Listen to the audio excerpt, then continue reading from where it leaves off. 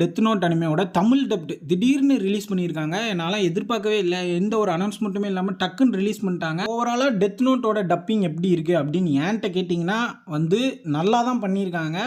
Quality அந்த என்ன சொல்கிறது, அந்த சவுண்ட் மிக்சிங்லாம் சொல்லுவாங்க, அதெல்லாம் எல்லாமே பெர்ஃபெக்டாக பண்ணியிருக்காங்க.